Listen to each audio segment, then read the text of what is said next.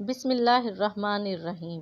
حضرت ہود علیہ السلام، آپ علیہ السلام کا سلسلہ نسب ابن جریر رضی اللہ تعالیٰ عنہ کے مطابق کچھ یوں ہے: ہود بن عبداللہ بن رباح بن عاد بن اوس بن ارم بن سام بن نوح علیہ السلام۔ آپ علیہ السلام بن اوس بن سام بن نوح کے قبیلہ سے تعلق رکھتے ہیں۔ یہ عرب لوگ تھے، احقاف میں آباد تھے۔ احقاف ریت کے پہاڑوں کو کہتے ہیں۔ آپ علیہ السلام وادی مغیث میں آباد تھے۔ یہ ساحل سمندر کے قریب علاقہ تھا۔ آپ بڑے بڑے ستونوں والے خیموں میں رہتے تھے۔ اللہ تعالیٰ سورہ فجر میں فرماتے ہیں: کیا تجھے معلوم نہیں کہ تیرے رب نے عاد والوں کے ساتھ کیا کیا، یعنی عاد ارم کے ساتھ جو ستونوں والے تھے؟ اور اللہ تعالیٰ فرماتے ہیں: عاد اولا عاد ارم ہیں جو ستونوں والے تھے اور ان جیسے قد آور دنیا میں پیدا نہیں کیے گئے۔ ابو ذر رضی اللہ تعالیٰ عنہ سے مروی ہے کہ آپ علیہ السلام سب سے پہلے عربی زبان میں کلام کرنے والے تھے۔ طوفان نوح کے بعد عاد اولا ہی سب سے پہلے بتوں کی عبادت کرنے والے ہیں۔ ان کے 3 بت تھے: صدا، سمود اور ہرا۔ تو اللہ تعالیٰ نے ان کے بھائی ہود کو نبی بنا کر ان کی طرف مبعوث کیا، پس انہوں نے ان کو اللہ وحدہ لا شریک کی طرف بلایا۔ اللہ تعالیٰ سورہ اعراف میں فرماتے ہیں: اور اسی طرح قوم عاد کی طرف ان کے بھائی ہود کو بھیجا۔ انہوں نے کہا کہ بھائیو، خدا ہی کی عبادت کرو، اس کے سوا تمہارا کوئی معبود نہیں، کیا تم ڈرتے نہیں ہو؟ تو ان کی قوم کے سردار جو کافر تھے کہنے لگے کہ تم ہمیں احمق نظر آتے ہو اور ہم تمہیں جھوٹا خیال کرتے ہیں۔ انہوں نے کہا کہ بھائیو، مجھ میں حماقت کی کوئی بات نہیں، بلکہ میں رب العالمین کا پیغمبر ہوں۔ میں تمہیں اپنے رب کے پیغام پہنچاتا ہوں اور تمہارا امانت دار خیر خواہ ہوں۔ کیا تم کو اس بات سے تعجب ہوا ہے کہ تم میں سے ایک شخص کے ہاتھ تمہارے پروردگار کی طرف سے تمہارے پاس نصیحت آئی تاکہ وہ تمہیں ڈرائے؟ اور یاد کرو جب اس نے تم کو قوم نوح کے بعد سردار بنایا اور تم کو مخلوق میں پھیلاؤ زیادہ دیا، پس خدا کی نعمتوں کو یاد کرو تاکہ کامیابی حاصل کرو۔ وہ کہنے لگے: کیا تم ہمارے پاس اس لیے آئے ہو کہ ہم اکیلے خدا ہی کی عبادت کریں اور جن کو ہمارے باپ دادا پوجتے چلے آئے ہیں ان کو چھوڑ دیں؟ تو اگر سچا ہے، جس چیز سے ہمیں ڈراتا ہے اسے لے آ۔ ہود نے کہا کہ تمہارے پروردگار کی طرف سے تم پر عذاب اور غضب نازل ہو جائے گا۔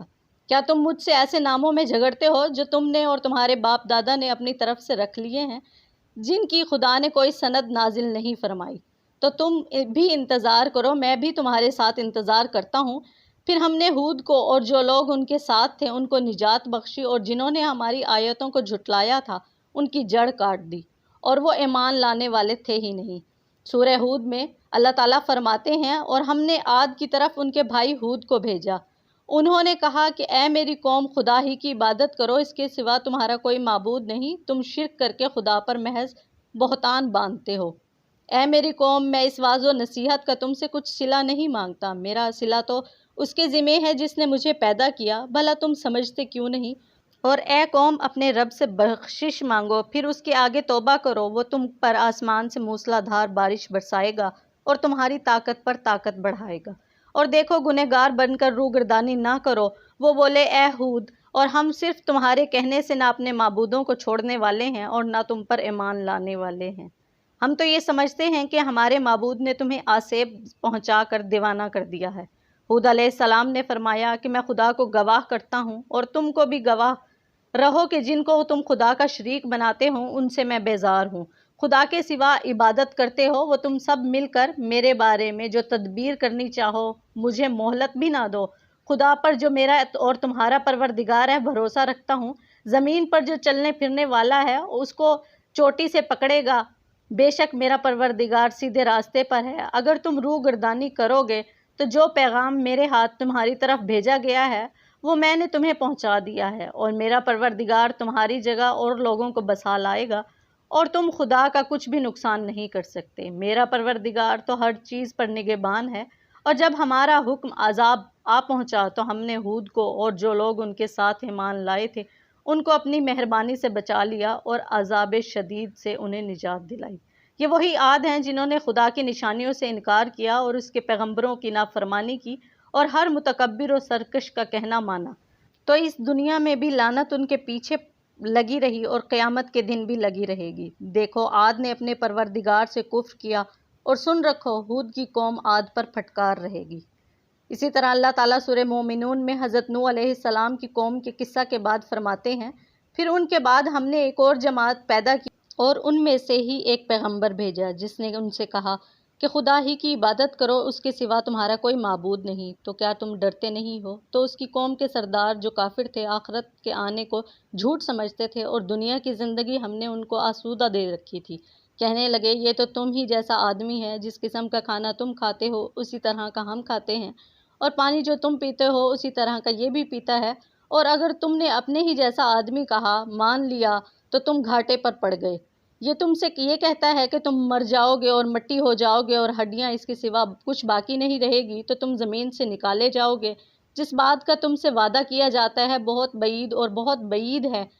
زندگی تو یہی ہماری زندگی ہے جس میں ہم رہتے ہیں، مرتے اور جیتے ہیں، اور پھر ہم نے ہی اٹھائے جائیں گے۔ یہ تو ایک ایسا آدمی ہے جس نے خدا پر جھوٹ باندھا ہے اور ہم اس کو ماننے والے نہیں ہیں۔ پیغمبر نے کہا کہ اے پروردگار، انہوں نے مجھے جھٹلایا، تو میری مدد فرما، یہ تھوڑے ہی عرصے میں پشیمان ہو کر رہ جائیں گے۔ تو ان کو وعدے برحق کے مطابق زور کی آندھی نے آ پکڑا اور ہم نے ان کو کوڑا کر ڈالا، پس ظالم لوگوں پر لعنت ہے۔ اللہ تعالیٰ سورہ شعراء میں فرماتے ہیں، عاد نے بھی پیغمبروں کو جھٹلایا جب ان سے ان کے بھائی ہود نے کہا تم ڈرتے نہیں تو تمہارا امانت دار پیغمبر ہوں، خدا سے ڈرو اور میرا کہا مانو، اور میں اس کا بدلہ تم سے نہیں مانگتا، میرا بدلہ رب العالمین کے ذمہ ہے۔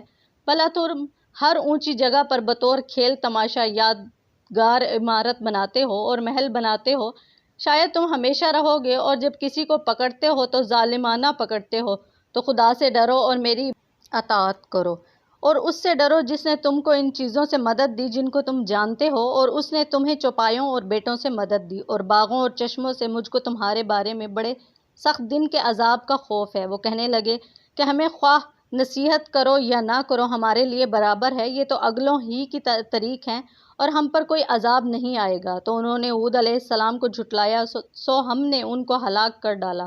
بے شک اس میں نشانی ہے اور ان میں اکثر ایمان لانے والے نہیں تھے، اور تمہارا پروردگار تو غالب اور مہربان ہے۔ اللہ تعالیٰ سورہ حامیم میں فرماتے ہیں، جو عاد تھے وہ ناحق ملک میں غرور کرنے لگے اور کہنے لگے ہم سے بڑھ کر قوت میں کون ہے؟ کیا انہوں نے نہیں دیکھا کہ خدا جس نے ان کو پیدا کیا وہ ان سے قوت میں بڑھ کر ہے، اور وہ ہماری آیتوں سے انکار کرتے رہے؟ تو ہم نے بھی ان پر نحوست کے دنوں میں زور کی ہوا چلائی تاکہ ان کو دنیا کی زندگی میں ذلت کے عذاب کا مزہ چکھا دے، اور آخرت کا عذاب تو بہت ہی ذلیل کرنے والا ہے، اور اس روز ان کو مدد بھی نہ ملے گی۔ اسی طرح اللہ تعالیٰ سورہ احقاف میں فرماتے ہیں، اور قوم عاد کے بھائی ہود کو یاد کرو جب انہوں نے اپنی قوم کو سرزمین احقاف میں ہدایت کی، اور ان سے پہلے اور پیچھے بھی ہدایت کرنے والے گزر چکے ہیں کہ خدا کے سوا کسی کی عبادت نہ کرو، مجھے تمہارے بارے میں بڑے دن کے عذاب کا ڈر لگتا ہے۔ کہنے لگے کیا تم ہمارے پاس آئے ہو کہ ہم کو اپنے معبودوں سے پھیر دو؟ اگر سچے ہو تو جس چیز سے ہمیں ڈراتے ہو اسے ہم پر لے آؤ۔ انہوں نے کہا کہ اس کا علم تو خدا ہی کو ہے، اور میں جو احکام دے کر بھیجا گیا ہوں وہ تمہیں پہنچا رہا ہوں، لیکن میں دیکھتا ہوں کہ تم نادانی میں پھنس رہے ہو۔ پھر جب انہوں نے اس عذاب کو دیکھا کہ بادل کی صورت میں ان کے میدانوں کی طرف آ رہا ہے، تو کہنے لگے یہ تو بادل ہے جو ہم پر برس کر رہے گا۔ نہیں، بلکہ یہ تو وہ چیز ہے جس کے لیے تم جلدی کرتے تھے، یعنی آندھی جس میں دردناک عذاب بھرا ہوا ہے اور ہر چیز کو اپنے پروردگار کے حکم سے تباہ کر دیتی ہے۔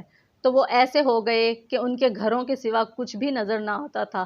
گنہگار لوگوں کو ہم اسی طرح سزا دیا کرتے ہیں۔ سورۃ الذاریات میں اللہ تعالیٰ فرماتے ہیں، اور عاد کی قوم کے حال میں بھی نشانی ہے، اور جب ہم نے ان پر نامبارک ہوا چلائی، وہ جس چیز پر بھی چلتی اس کو ریزہ ریزہ کیے بغیر نہ چھوڑتی۔ اللہ تعالیٰ سورہ نجم میں فرماتے ہیں، اور یہ کہ اسی نے عاد کو ہلاک کر ڈالا اور سمود کو بھی غرق، کسی کو باقی نہ چھوڑا، اور ان سے پہلے قوم نوح کو بھی، بے شک وہ لوگ بڑے ہی ظالم اور بڑے ہی سرکش تھے، اور اسی نے الٹی ہوئی بستیوں کو دے پٹکا۔ اور سورہ قمر میں اللہ تعالیٰ فرماتے ہیں، اور عاد نے بھی تکذیب کی تھی، سو دیکھ لو میرا عذاب اور ڈرانا کیسا ہوا۔